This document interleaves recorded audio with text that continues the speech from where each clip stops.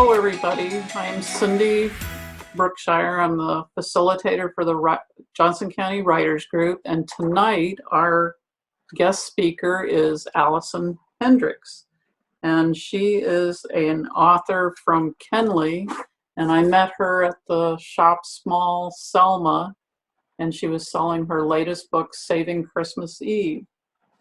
So I'm just going to turn it over to you, Alison, and you can tell us about yourself and then just launch into what you learned in 2020.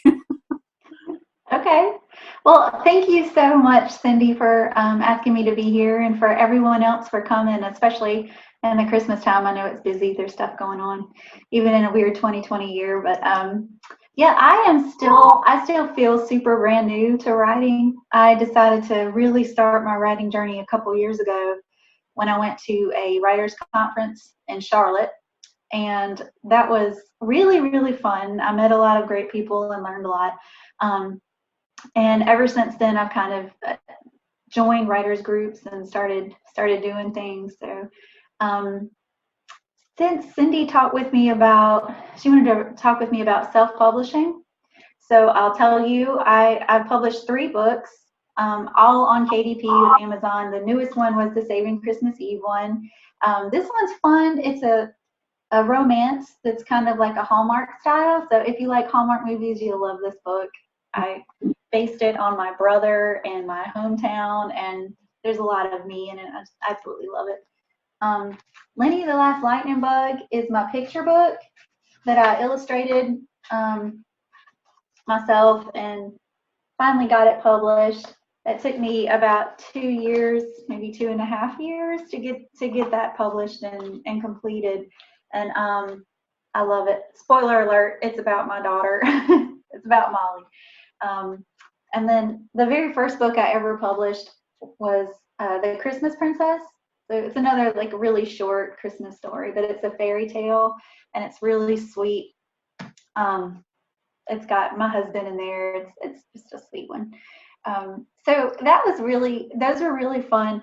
And I published 2 of those books this year. Saving Christmas Eve was right at Christmas, and then Lenny the Last Lightning Bug I published in the spring. I started trying to publish it the 1st of May, and by the time I could figure all the margins and the page size and the bleed and everything all together, it came out in June. I think like right at the beginning of June. So that was really fun though. Once I got it out, it's just been neat. I really enjoyed it. So I wrote down a couple of things that I wanted to mention to you about this year. I know it's been crazy and awful for everybody. But for me, it's taught me a lot as a writer. I'm a lot more comfortable now just sitting down at the laptop once I've had some sort of inspiration and I can get to the laptop. Once I have a second, I'm really comfortable with just sitting down and like cranking out a story. And before, it would take me, I don't know, probably a couple hours to write something like that. And now I just sort of sit down and crank it right out. And that is a direct result of the COVID-19 shutdowns. I know everybody has a different way of dealing with all of that, but I decided at the very beginning that I was gonna write a story a day.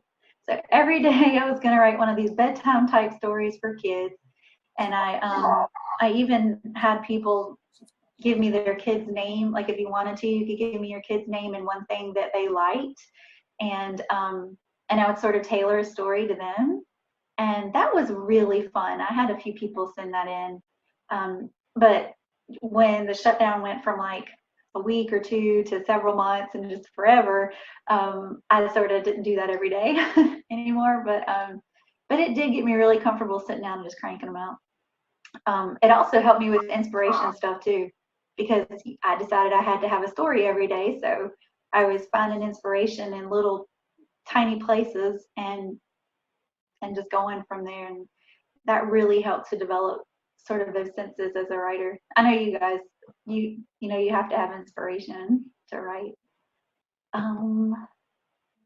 Oh, and yeah, so I put all of those stories on my blog, which I've had for a really long time, but I didn't really do anything with it.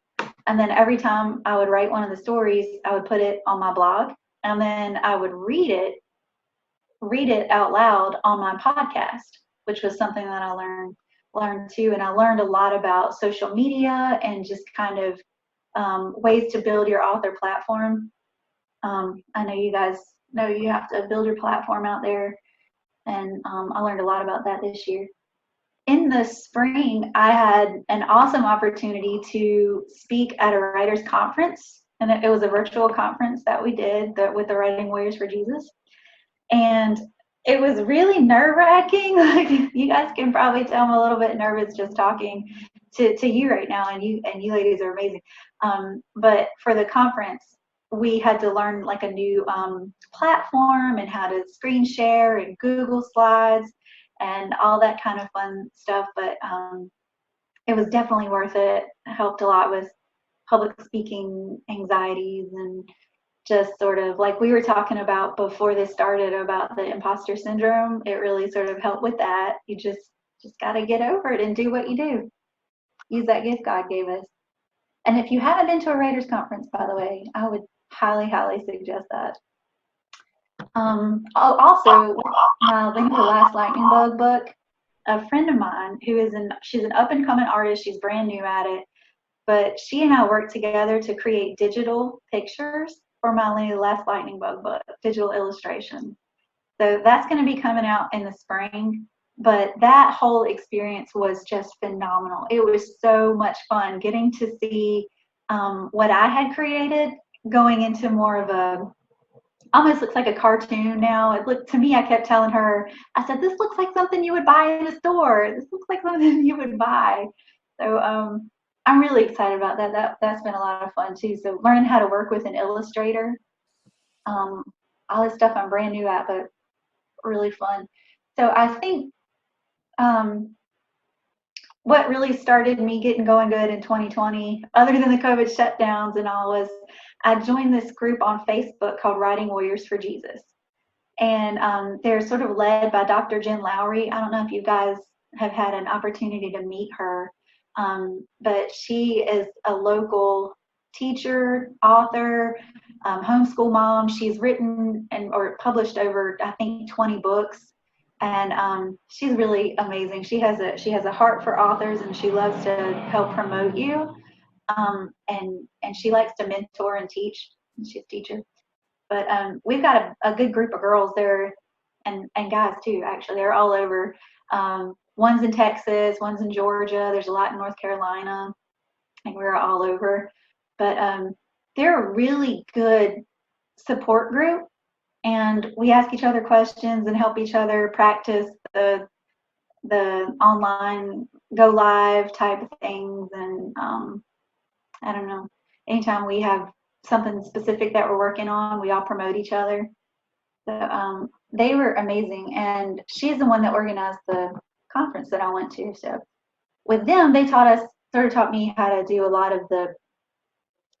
of promoting and self-publishing when you have to self-publish. So let's talk about actually self-publishing.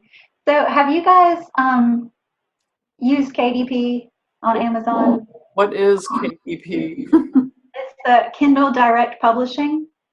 It's that's how I published all 3 of my books, because it's free and it's easy.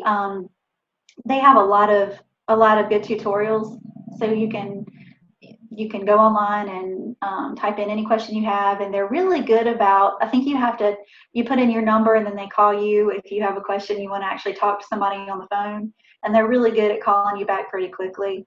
And there's a chat feature where you can talk with other authors who've published on KDP as well, and that has been really helpful. But does it also make a print book, or just Kindle?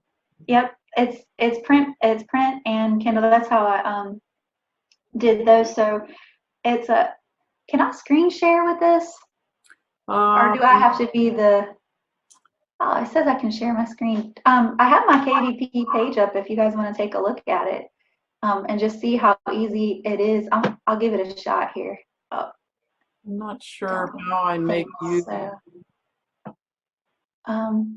well, we It can. might be I might have to make you host, but I don't know how to do that. Okay, that's okay. That's okay. I am going to pull it up while I'm talking to you, though, so I can tell you the website. It's kdp.amazon.com. Super easy. You just have to have an Amazon account, and then it's really kind of basic. It gives you just like a walkthrough, step by step, of how to do it. And for my first book, the Christmas Princess book, I uploaded the manuscript just from a Word document.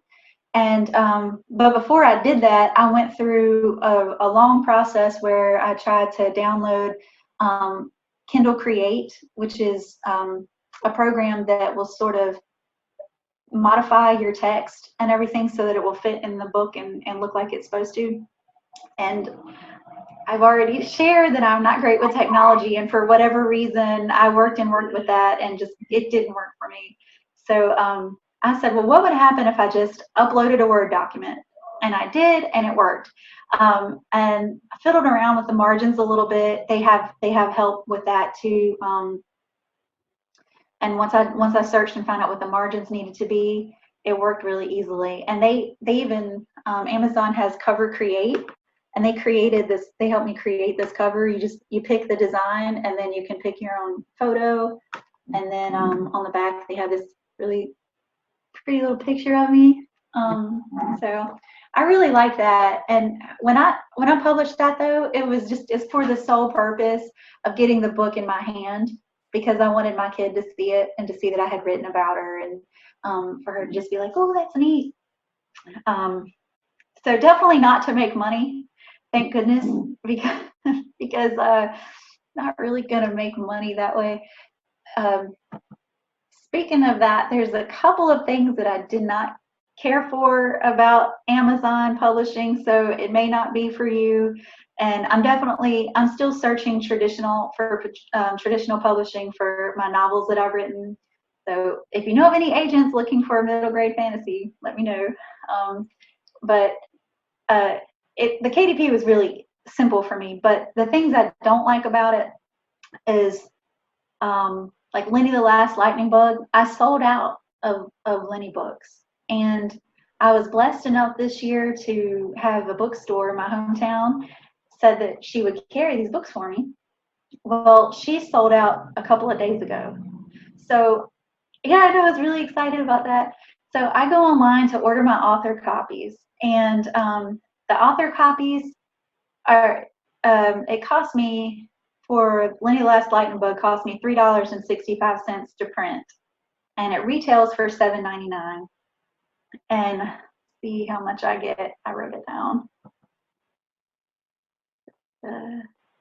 I get a $1.14 royalty, which is nice, but you have to pay shipping.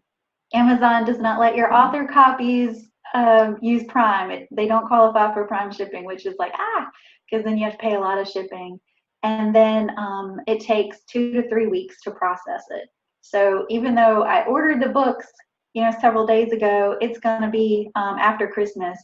Actually, it'll be the first part of January before I can get them in, to then get them to her. So I really don't like that about Amazon. I've heard that Lulu's the same way. I don't know if any of you guys have used Ingram Sparks.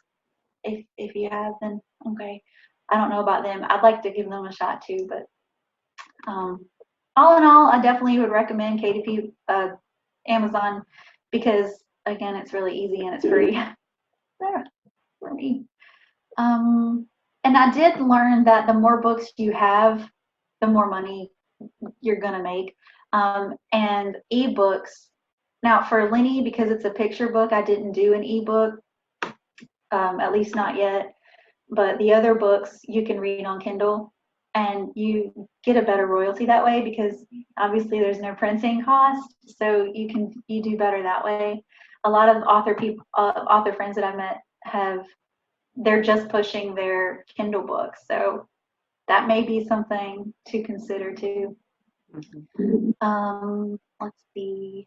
Oh yeah, and so for Saving Christmas Eve, my newest release, when I did the same thing with the just uploading the manuscript, didn't try to do anything fancy, and then I created my own cover, which was really fun.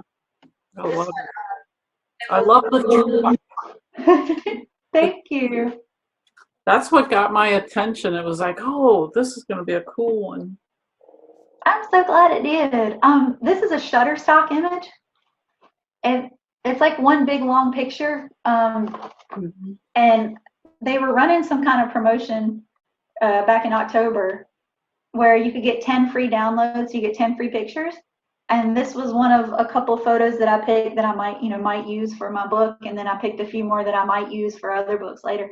But so I had the rights to the picture, and then I got my words where I wanted, and then uploading it onto Amazon was so easy. It was really easy, but you did have to save it as one picture. You couldn't save it as front and back. It was one thing. So it was fun. You just mess around with it a little bit and get it up there.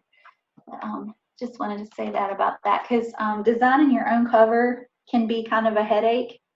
Y'all probably know that, but I think it was a lot of fun. I like that. In the truck is because if you heard me talk about it before, my brother is a truck driver, and he drives a big old red truck. And the truck driver in the story is just like my brother. Well, he's based on my brother, so he likes the same music. He's an eclectic reader, but that was fun. Okay, so I thought I would also talk a little bit about the stuff that I've learned for building your author platform this year. Especially since we're self-publishing, you have to do all of your promoting yourself, has to get it all out there. And I think we all have Facebook pages, right? Because to me, that was the easiest. I don't have an author. You don't have an author one? No. Okay. I don't have anything to sell. Well, you're amazing though, Cindy. You write stuff all the time. I would love to just sit down one day and just read through some of the stuff that you've done, just back to back. But the Facebook page I'd had for a while, because to me that's really easy, and I knew how to do it personally, so I created my author Facebook page. And then when I went to that conference that I was telling you guys about in Charlotte, there was an agent there who told me that I had to have an Instagram if I was going to write to young adult authors. And I have since discovered that she is correct. And Instagram is just blowing up. I've noticed that whenever I post something, almost every single time I post something, I'll get another follower, 2 new followers. And apparently younger people, if you're writing to younger people, they're mostly on Instagram. So I got an Instagram, and then when I met Jen Lowry's team, I saw her posting things on a YouTube channel. And I thought, YouTube? What in the world is an author going to put on a YouTube channel? And I had never done anything like that before. So YouTube was a new adventure for me. And then I discovered that it's just whatever you want it to be. You can get as creative as you want, talk about what inspired you, or go down like the most random tangent. I am going to do something with peanut butter fudge for Christmas, because my character in my book likes peanut butter fudge. So we're going to do recipes, and we're going to make it on a YouTube video. So that'll be fun. And and your book trailer. So if you create a book trailer, you definitely need to post that on your YouTube channel, and you can share that video of your book trailer around whenever you're creating a new book. Do you have book trailers? I have one for Lenny and one for Saving Christmas Eve. And those I made using my phone with this. It's not iMovie, but it's like iMovie. So if you go into the App Store, you can use the iMovie app, or Video Maker. Mine's called Video Maker. And what I did was so super simple. I just took pictures, like pictures of my book or pictures of random things. You can get stock photos, or again, if you want to purchase them, and just so it makes sort of like slides, and then you can put any music that you want with it. Again, I'm terrible with technology, so the only music I have on my phone is ringtones. So I know how to get my ringtones. So I downloaded a Christmassy sounding ringtone and had that playing in the background of my video for Saving Christmas Eve. And trying to think what else I did with, also have an app on my phone called Photo Direct, I believe. Yeah, Photo Direct. This app is my friend for so much. But in that app, you can just pull up any of your photos that's in your phone, stored in your phone, and you can write on top of them. You can edit them, you can crop them, whatever, and that's how I created most of those. So I took the picture of the truck off of Saving Christmas Eve, and I wrote something on top of it, and then that became one of the slides in my trailer. And I really liked how it turned out. So those are easier to make than I thought. That was YouTube. Okay, so Pinterest. Pinterest is something, again, that I thought, what is an author going to do on Pinterest? And I'm not really good at figuring out Pinterest, but I have figured out that you can create your own storyboard. Storyboard, and you just put pictures of anything that you want related to your book, or related to your current work in progress, or related to something that you like, because people like to see who you are as a person and kind of see what you're thinking. I have on my Pinterest, I have a board dedicated to lightning bugs, for Lenny Last Lightning Bug, and and in YouTube you can have a playlist, and it can be about whatever. So I have a playlist that's dedicated to light and lightning bugs. So all of my videos and stuff go in there. So it's more ways to get your name and things about you in front of people. The more I keep hearing, the more times that Google can find you, the more places you pop up in a Google search. Yeah. And I also learned to keep it consistent. So I changed all my stuff to Allie Likes to Write. I used to be Lighting the Dark or just Alison Hendrix, but changed everything to Allie Likes to Write so that it's consistent. People can find you. Also Twitter, I did this year, started Twitter page account, whatever, this year, and still not that great with it. But if you guys haven't done or heard of the Pitch Wars on Twitter, What in the world is that? Oh, okay. So every so often, now if you look it up, I can look it up really quick and give you the dates. Every so often, they'll have on Twitter, you just put like a blurb about your book, and you need to hashtag whatever category your book is in. So mine is a middle grade fantasy. So I put hashtag MG and hashtag F for middle grade fantasy. If yours is young adult, it's hashtag YA. But you do that and hashtag Pitch Wars. And I'm just looking it up right now for the schedule. And a lot of author friends that I know have gotten, the way it works is that if agents go through and they look at these, they actually do. And if they like your post, then you contact them and they'll talk with you about representing you, which is just so cool. It's so easy. So you don't have to figure out a way to finagle a way to talk to an agent or send them an email and not hear from them for 6 months. You know how it goes. Pitch Wars is so easy. So pitchwars.org. Just pitchwars.org. And it'll tell you, I'm looking, and it tells you all the dates for this year. we might not have any more for this year because we're at the end of the year. That makes sense. But that's really fun. And if nothing else, like for me, obviously I haven't gotten any agent likes, but it was really good to get your sort of elevator pitch down. So it's really good to do that. And I got a lot of followers, other writers who now I also follow. So I'm learning from them and getting included in their groups too. Next, podcast. So podcast was something I learned about this year too. And I still don't really know how they work. I've got a lot of learning to do there, but it's so fun. You just record it on your phone, so easy, record it on your phone and you're done. And people can hear you talking. They can hear my chipmunk Southern voice that I have.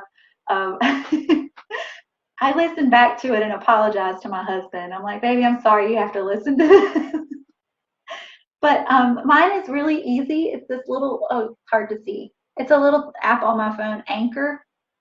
So if you go to anchor.com, you can create your very own podcast and then, download the app on your phone. And unless I'm sitting down and have something specific, which I do a lot of times, I haven't done it in a while. But for all of the my stories, I would sit down, usually take my laptop outside so I wouldn't wake up anybody in the house, and just read it right into my phone, and then it's there. And you can add music into the background. You can add breaks for advertisers, and they'll pay you money depending on how many people listen to your podcast, which is really cool. I haven't had anybody pay me for that yet because I haven't set it up that way, but I've heard that it really helps. And what else? Oh, yeah, driving down the road. You're not supposed to talk on the phone while you're driving. So technically I don't do this, but I'll just have the phone right there while I'm driving because you never know, inspiration's going to hit and something just needs to be said into your podcast. So I'll do that. And then you can always go back in and edit it. And Anchor I really like because it's easy and it's free. And you can, after I think it's after a certain amount of podcasts that you create, you can also share them to Spotify, or you can find them on Spotify as well. So there's a lot of ways to get your word out. I have a blog written next, but we did sort of talked about that already. But I learned some things about my blog this year. I learned that you can not only add pictures and photos to your work, you can put a video, you can throw a video in there. You can also put a link to your podcast in there, and obviously other website links and links to your Pinterest. So my blog is just, for me, and again, I haven't done anything on there in a while, but it's kind of become something fun for me to play with this year.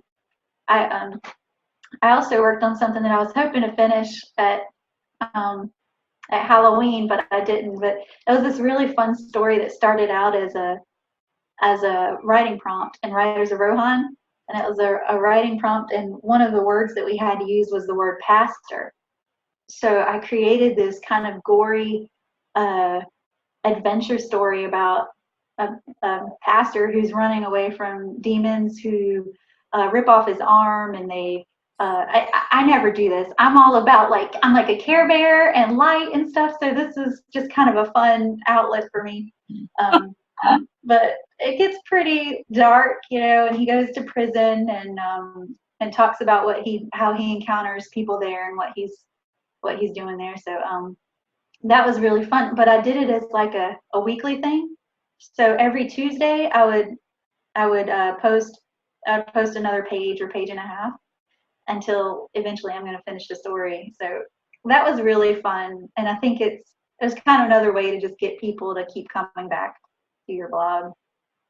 The last thing that I have written down here that I wanted to say was connecting with people. 2020, that's so weird, right? Because it's about not connecting, but in 2020 is when I met the WWJs, and became even more active in Writers of Rohan, and getting to talk with Cindy and getting to be here tonight. It's so vital and so important, I think, for us to be able to talk about writing to people who understand and just be able to get together and discuss what we've learned and what we do, and it helps to build our knowledge base too. So those are all the notes that I had. Those are the things that I really learned this year, and I know it's been a rough year, but for me it's been a really rich learning experience. So I hope maybe something can help you guys too. And if you ever go ahead and publish something, or I know Mary Susan, you had published the Legs Astride the World one. Shoot me a link for that if you guys want to. Definitely shoot me a link to whatever you're working on, and I will post it everywhere. I'll promote it. I'll do whatever I can to help. What is the name of that? What is the name of the group you're in? Writers for Jesus? Writing Warriors for Jesus, the WWJs. It is a Patreon group, so we pay $1 a year, I think. It was something really, really small. And what's the name of the woman, the writer, Dr. Jen Lowry, Lowry. And they're just amazing. That's been, I think, the biggest help for me this year, because she pushed and she said, you need to do a YouTube channel, you need to do this. And I mean, it was to everybody, and we're all kind of learning together. Mm-hmm. Great. Anybody have questions for Alison? I'm curious about your blog, how to find that, and then do you use it for a variety of things, or is it mostly for those nighttime stories that you were talking about? So my blog is sunriseblue.wordpress.com. I tried to figure out how to change it to Allie Likes to Write, but I can't. So sunriseblue.wordpress.com. And I use it for random everything. A lot of stuff I'll post on Facebook, so you guys probably have seen that. And then sometimes I'll just post it on my blog. I do a lot of overshare and like super personal things, or if I'm feeling grumpy in the mornings or whatever, I'll usually write a little just a little paragraph or two about how I'm feeling, or about nature or something. So those get posted. Stories get posted. Whatever. And yeah, if you go back far enough, you'll see me when I was like a very young. I've had that blog for I don't even want to talk about how long it's been that I've had that. So it's been before college.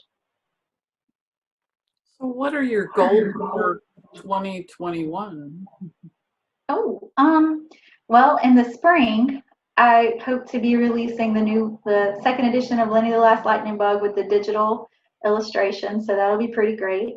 I'm also wanting to publish in the fall sometime. I'd like to publish all the COVID stories that I wrote this year into one big bedtime story book. I'd like to illustrate that, but we'll see if I can I kind of just want to get it out there.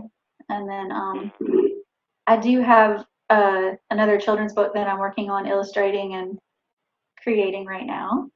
So I'll hopefully get that out too.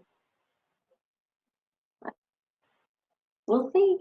My brain is stuck on the pastor who had his arm ripped off. You should read it. It moves right along.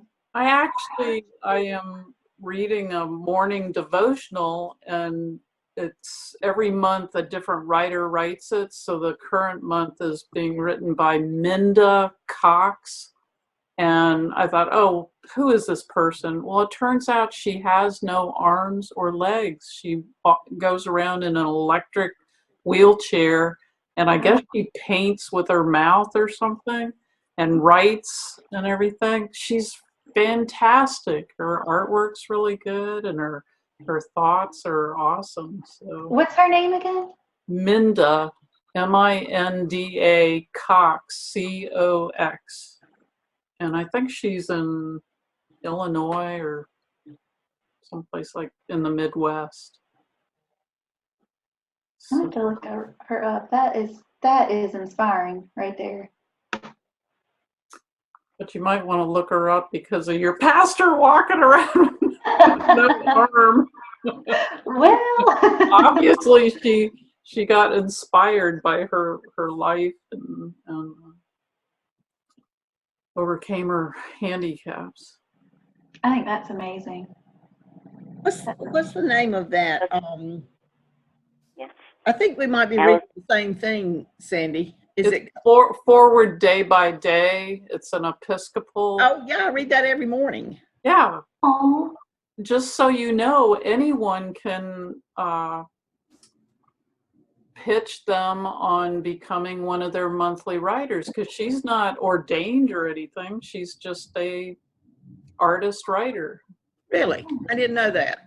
Yeah. Interesting. So if you go to their website and look for their submissions, you send them like 3. They give you 3 Bible verses, and you're supposed to write something on each one. And based on your what you write, I'm sure they're booked up. Like maybe in 2 years you'll have your month or whatever. But it's interesting to have a different viewpoint. So anyway. me. Alison, you do your own formatting on your books, your KDP books? Yes, You ma'am. did your own formatting? Well, they have a really cool feature, Ms. Dot, that is when you upload it from a regular Word document, which is what I've done, and they'll tell you that you have to set your own margins and your own page size, but then there's some kind of magical program thing that happens when you upload it, and it formats it for you. It puts it up.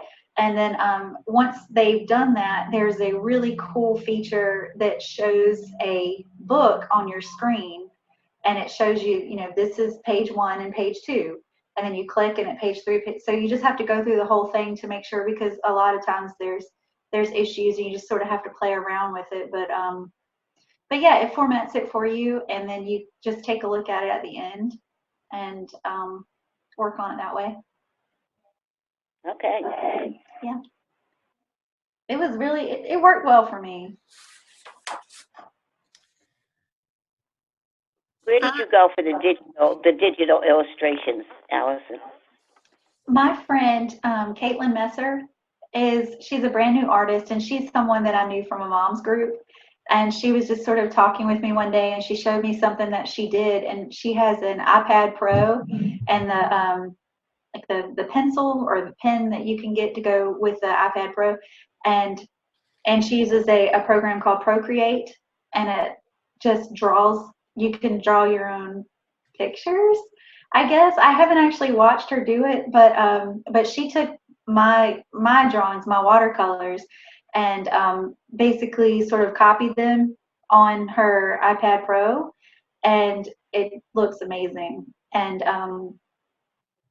I don't know how much illustrators normally charge. We paid her $250 to do my entire book, and I have since learned that is like way cheap, or way inexpensive, I should say. So I still don't know exactly what you should charge for that, but that's what we did, and I love it. I can't wait for you guys to see it. Awesome. She also went ahead and gave me the rights to the photos, or to the pictures, illustrations, so I could create things with them. So of course I went on Vistaprint, and I made the bookmarks of Lenny, and I have stuff sitting in my cart that is too expensive for me to buy, until I get rich and famous. But you can do what I really liked was the tote bag. There's like I use tote bags all the time, and you can put your big illustration right there in front of your tote bag, or T-shirts or coffee mugs, whatever. So I'm excited about those illustrations. Yeah, that's very important for you to get the right to your pictures, because I know a author in Virginia, and she wrote like about gnomes and dragons and stuff like that, and her illustrator got pissed off at her and wouldn't let her use it for anything else, and she was writing a series of books, so she had to get another illustrator, and she could only use it for that one book. So Wow. I've heard some horror stories in a couple of the online groups that I'm in. I yeah, thought, wow. you may think, oh, it's just a little book, but if it really catches on, you're selling out of your books. I think it's great. A lightning bug. It makes me think of when I was a kid and you caught lightning bug. So I still do that in the summer. I'm not gonna lie. I don't see it. I haven't seen a lightning bug in years. Oh, And I live out in the country. I live in Pine Level, so there's fields and everything nearby. I just don't see them. we wondered if the pesticides that they spray on the fields are you think so, Leslie? I wonder if they're causing harm. I've just heard that just more humans in general. Yeah. Human encroachment in general. I was reading about the ones in the Smoky Mountains, the synchronous ones that come out, and Yeah. it's one of those things where they've gotten so popular and more people want to see them, which drives them away. So yeah, but I'm sure pesticides probably have a lot to do with it as well. No doubt. I haven't seen many either this year. Well, I have to ask you, Alison, my trick question that I've begun to ask all my authors that come to these meetings. When did you first realize the power of the written word? I love that question. I love that question. And I'm glad that you talked to me about it first because I thought about it. And I think that it was when I was a kid and I'd be really bored or during the summertime and even in school too, and I really just needed to escape from reality. And I could sit in my window seat and read on rainy days, especially Nancy Drew. Nancy Drew pops in my mind so much, and just escape from reality. And you can really feel. I remember being very sad when I had to stop reading and come back into the real world to go to dinner or go to school. For me, that was always really powerful. I've always struggled with anxiety, and especially starting in middle school, it was so bad. I hated school, and if I could just sit and read a book during lunch, then I was taken away from that for at least just for long enough to read 30 minutes or whatever, and that's pretty powerful. It's awesome. I have a technology question. Okay. As one whose technology has driven her absolutely insane, I literally prayed over my computer to make it through this book because I just couldn't deal with all the publishing issues as well as making a change to something else. So I have given myself permission in 2021, that's first on the list, to update my stuff, my computer, my printer, that I don't have to constantly restart. And just, so what kind of computer do you use and what are you happy with it? Suggestions from you or anyone, actually. I will definitely open that up to everyone because I am terrible with that kind of thing too. I love my laptop though. It's an HP. Other than that, I couldn't really tell you exactly what it is. But I mean, I love it. I keep hearing again and again of a software called Scrivener. If you are in NaNoWriMo, they sometimes give you like a free subscription to it. It's like $45 or whatever. But I know Hope Doherty uses it. The thing about it is it's great for organizing chapters, characters, keeping track of things. It has a visual cork board for your to-do, but you can keep track of things a whole lot easier. And then the other thing is when you go to publish, there's something about it that formats it immediately for, Oh, wonderful. yeah. Wonderful. Formatting drove me insane. I mean, I would go on YouTube and look at some of the tutorials for Scrivener and okay. see what other people recommend. But as for computers, it's like, I think it doesn't matter what computer you have, it's who's your repair person. When suddenly I can't get into my email, what happened? What did I do? And I go to Guru in Pine Level, and they're awesome. So Is that a shop? it's a shop. Guru? Guru. Writing that down too. Yeah, it's right next to Parkside Cafe. I've heard Woody's Sudden Service is good too. So that's the main thing.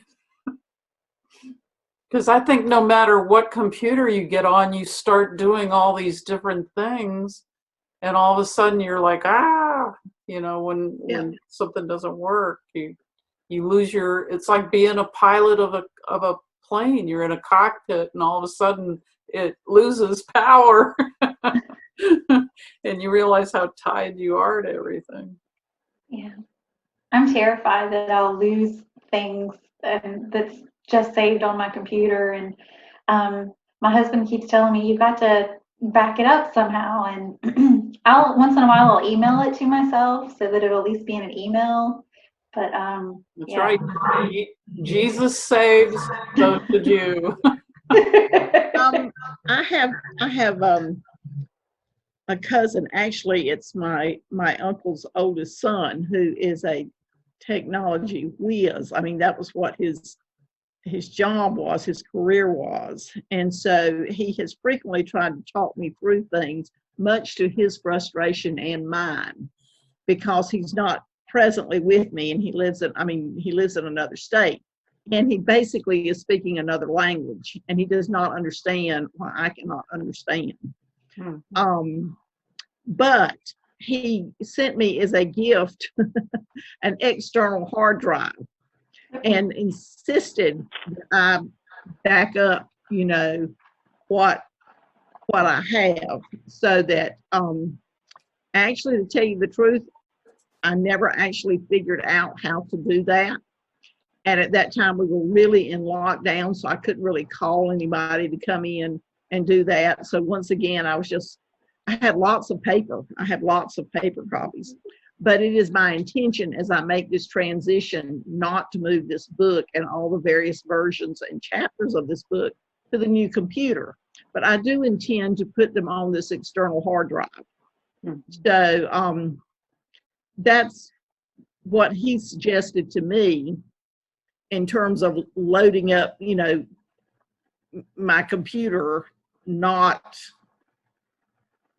loading up my computer, but also having it in another space, virtual space, besides all those paper copies. Because if it were actually lost and I wanted to go back to something, yes, I could pull up those. I have those paper copies in boxes and labels and this and that and the other.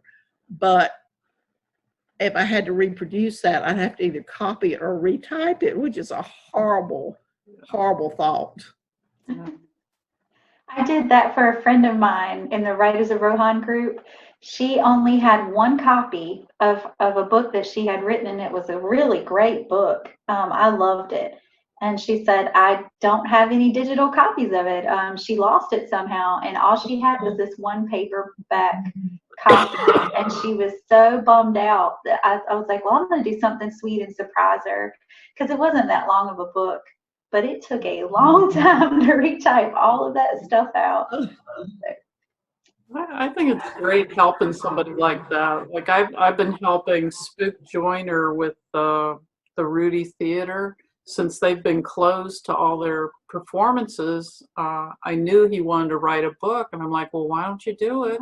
All you need is a tape recorder, and you just talk about 10 compelling moments of your life. Well, he gave me 5 discs. And I went ahead and transcribed them for him. It took a long time, but I think it lifted his spirits to say, look, it was something like 40 or 50,000 words. So you have a good skeleton of a memoir.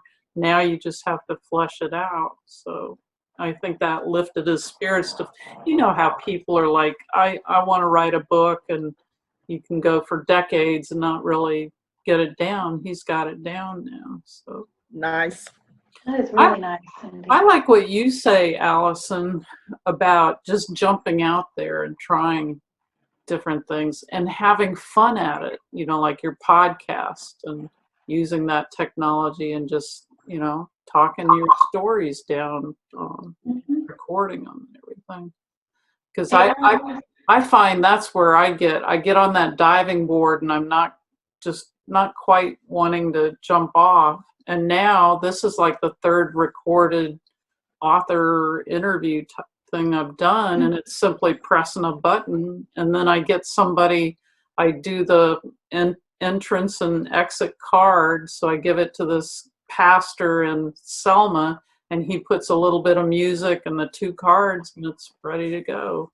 That is really cool. I meant to tell you that I liked the cards that you did. Oh, I don't know how you did it. I thought that was great. You'll have to show us. it just like you said, I'm learning. It's publisher. I can make little flyers, but I wish I was better at graphic design, but I wing it. You know, Yeah. There's some people out there, they're like, well, you should hire a professional. And it's like, no, everybody's winging it. Just wing it until, you know, you hit pay dirt, and then sure, I'll hire somebody. But That's the thing that I found out this year too, is none of us really know exactly well, none of the people that I really talk to a lot know exactly what we're doing. We just do it. well, like you said, you got this cover photo, and it goes all the way through, and that's exactly what you're supposed to do. I went to something and they said, you don't just have your cover, it has to carry through. Mhm. So you learn little tips like that as you go along. It's very nice looking. Yeah. Very Thank attractive. you. Thank you. It's my favorite cover so far, I think. Well, I appreciate you spending time with us. It's been about an hour, so I'm going to wrap up the recording part of this. But thank you for talking to us. Thank you so much for having me here. This was fun. Yeah, I'm just going to turn off the recording now. Thank you.